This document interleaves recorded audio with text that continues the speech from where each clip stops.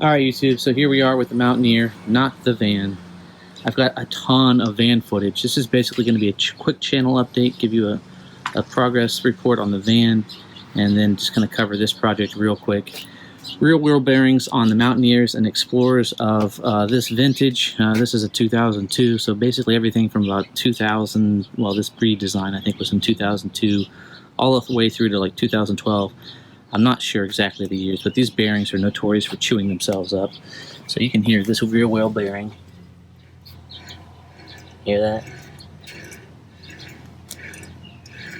And it's really there right there. There's a tight spot right there. It gets tight, and you can feel it. And right here, I can feel it just crunchy. As opposed to the other side, I'd go ahead and replace them in pairs because they tend to go out. One side's going to go out, the other side's eventually going to get there. But this is nice and smooth. No stickiness. So there's absolutely no lateral play when the wheel's on and you're tugging on it left and right, how you would normally diagnose a wheel bearing issue. Not the case here. There's no play in them. You wouldn't know it if you didn't hear it, but it's god-awful loud inside the vehicle. So this is our backup plan to take down to Hatteras if Hatteras opens because of COVID. We're not sure. The van, I'm not sure if I'm going to be able to get it done in time. I can get it inspected and get it down there, but I would like to have a full-size spare tire. So we might have to find a different way of carrying it. Basically, I almost took my thumb off, and this is about a month ago, going on 3 weeks. In fact, it was 3 weeks yesterday, 3 weeks today. 3 weeks ago today, I almost took my thumb off working on the rear tire carrier swing out arm. Yeah, I've got another video. I'll feed that in. And as a disclaimer now, there's some photos at the end. So I'll throw up a disclaimer on screen, but I'm giving a disclaimer now as to exactly what happened. But I'll feed in some video showing what happened and then show some photos because the video doesn't show the carnage that almost took my thumb off. Basically, I have an open fracture at the tip almost coming down diagonally. If it come straight across behind the nail bed, it probably would have taken my thumb off. It would have cracked the bone would have come all the way across, and it probably would have taken the tip off. But anyway, so 3 weeks later, I'm finally able to get a glove on now that I've just got the fingertip band-aids on versus all the big puffy stuff I had on it. I'm looking at my timeline, looking how much time we have left, having to make plans and alternate plans based on COVID response. But it's looking like the van's not going to be done in time, so I'm getting the Mountaineer prepped, and this is the only thing it really needs. It runs like a top, runs really well, but like I said, these bearings are known and notorious for going out. If you get to them in time, they don't get wobbly. If you don't tend to it now, it goes from being loud to being dangerous because the bearings will chew up the races and vice versa. And you're going to see a bunch of galling. I'll cut this bearing open when this job is done.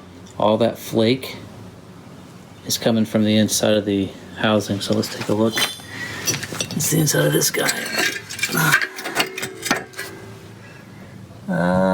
Oh yeah, look at all that spalling. That's not good.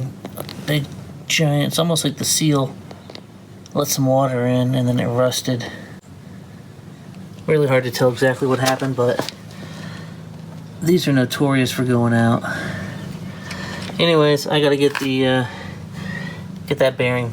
I've got to extract that off of the hub, clean the hub up. I'm going to be reusing the hubs, and then I've got brand new bearings to go in. I'll press the bearing into here, and then put the lock ring in. Whatever. Anyways, yeah, I'll feed in the footage of the thumb carnage, and then some photos at the end. So, there will be a disclaimer if you're into that kind of thing. To hang around. If you're not, just know that I've got a lot of videos coming, maybe 3 videos left on van progress up to this point, but it's late April. I've got to make concessions because I might not have that done in time, and if I don't, I need to get this roadworthy, and it would be so annoying to drive to the beach in this 8 hours in this with how loud it was. No bueno at all. All right, so everything's wrapped up. I just finished rewrapping it after putting a whole bunch of hydrogen peroxide on it and washing it, then back and forth about 10 times, getting it really thoroughly cleaned out. The idea here is that we're going to put that tire there on the van. There's going to be a swing out from either side. I wanted to start on this side, I don't know why, no particular reason. But you can see I notched the tube here and bent it so that it would, when you swing it out, everything would line up nice and it would have that same curvature, and then it would come across here. I was gonna get both of them welded in and then cut the tube right in the middle and then start fabricating for the tire carrier. And this bracket right here, once I welded it in, it let it cool down. There's bearings that run through. There's a bearing on the bottom and a bearing on the top, and this bolt runs through it. Well, I was working by myself, so I had the tire holding the other end of that piece of metal.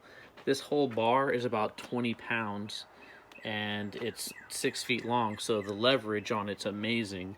And what happened was I slipped this out this direction, pushed the bearing in with my thumb, and as I pushed it in with the thumb to try to slide it back, the tire rolled away and that bent down like that, pinching my thumb along this bottom edge here, and it basically sheared off my thumbnail, which I found and threw it over here in the gravel somewhere. So anyways, that's how it happened. Everything's fine. I'm not going to bother trying to go to the ER just because of all the COVID stuff going on. So not much they can really do. If it's broken, it's broken. They can't really do anything other than set it. And it's the last, so I can still bend it at the joint. So it's this, see here, it's this last joint, right? So I can bend it like this, but it does have some pain to it. So